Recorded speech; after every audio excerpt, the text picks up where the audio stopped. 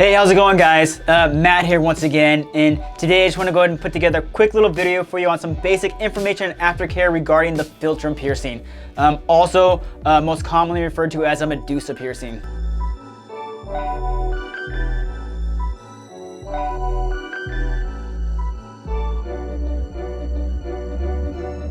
Alright guys, so when going to a shop to get a Philtrum piercing, if you want to sound professional, refer to it as a Philtrum piercing. Yeah, technically if you go in there asking for Medusa, they're going to know exactly what you're talking about, but the technical term is Philtrum, okay?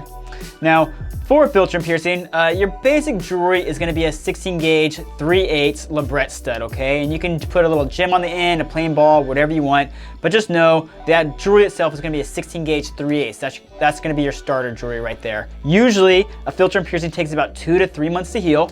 So you're gonna leave that initial starter jewelry in there at a minimum for about a month to 2 months, okay? You just wanna get through that initial swelling phase. Once you're through that initial swelling phase, which is usually around that a month to 2 months, you can downsize to a 16 gauge 5/16, okay? Now 16 gauge 5/16 is the most common jewelry for wearing in a healed Philtrum, all right? Now, just because you downsize your Philtrum in a month does not mean it's healed, okay? It's still gonna take that full 2 to 3 months to be considered a healed piercing, all right? Now, 2 to 3 months, you don't wanna touch it or play with it. You definitely don't wanna spin it and rotate it. So it's not like when you get your ear pierced in the mall, they tell you to spin and rotate the jewelry. It's the exact opposite, all right? Keep that thing as stationary as possible. Now this piercing, it is inside your mouth, and being that way, it is gonna get a lot of movement just naturally on its own. Try and be conscious about it. Don't sit there and play with it with your tongue. Just try not to knock it and bump it too much. Kind of just leave it alone, let it be, and just think of it in terms of like you have a scab inside that piercing.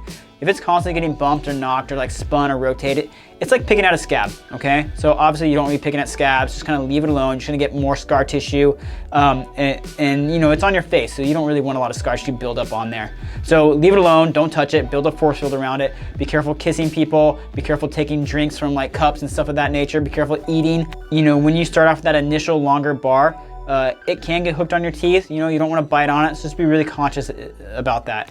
Now the next thing is, for the first 2 months, even 3 months, don't put any hydrogen peroxide or alcohol or Neosporin or Bactine or any of that stuff on there, okay? It's just way too harsh, way too damaging. It just does a lot more damage than good. It is okay, like when you're in the shower, take a little bit of antibacterial or antimicrobial soap, set it up in between your fingers, and you can lightly wash the front of it, okay?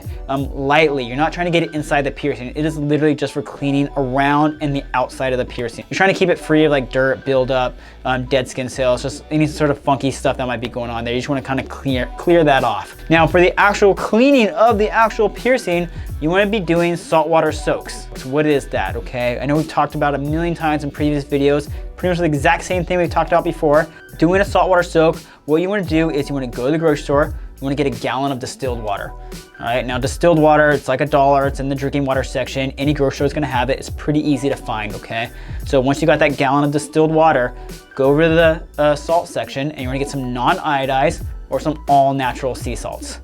Just make sure it's not Epsom or any of that stuff, non-iodized or all-natural. That part's really, really important, okay?